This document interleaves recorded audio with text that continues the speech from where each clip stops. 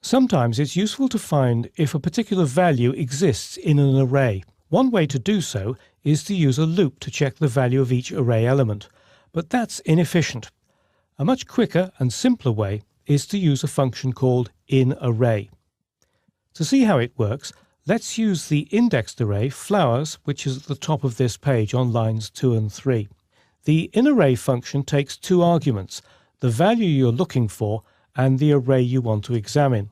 Well, the array we want to examine is called flowers, and let's choose daffodils. We need to choose a value that we know is going to be there as a good test of whether it works or not. So let's go down into the HTML, and under the H1 element, let's create a PHP block. And the first thing we need to do inside there is to create a variable to store the value we're looking for. The variable I'm going to use, I'm going to call it order equals daffodils. And then we need an if-else structure to test whether daffodils is in that array. So if, and then the condition, and the condition will be in_array, and then the two variables, the two arguments that we need to pass to it. The first one is what we're looking for, so that's order, and the second argument is the array we want to inspect, and that's flowers. Closing parenthesis there for inArray. We need a second closing parenthesis for the condition, and then we need a pair of curly braces for the conditional block.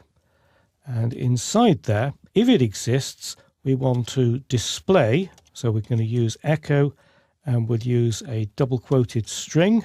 We'll have a paragraph, and yes, order are in stock. And then if it fails, we need an else clause, so else, and then that block down there. And inside there, we'll do echo, and another paragraph.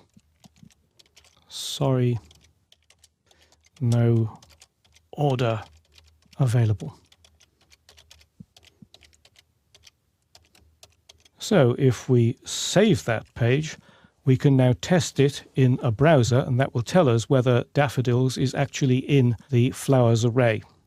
So we need to go to the 09 folder, and the name of the page is in_array.php. And yes, daffodils are in stock. So let's see what happens if you choose something that's not there. If we change daffodils to a flower that we know is not in that array, definitely marigolds are not there. So save that and then go back to the browser, refresh it. Sorry, no marigolds available. So that's how you find out whether a particular value exists in an array. You use the inArray function, and it takes two arguments. The first argument is the value that you're looking for, and the second one is the array that you're looking in. And a useful way to remember the correct order of the arguments is you're looking for a needle in the haystack. And if the needle is in the haystack, inArray returns true. If it's not there, it returns false.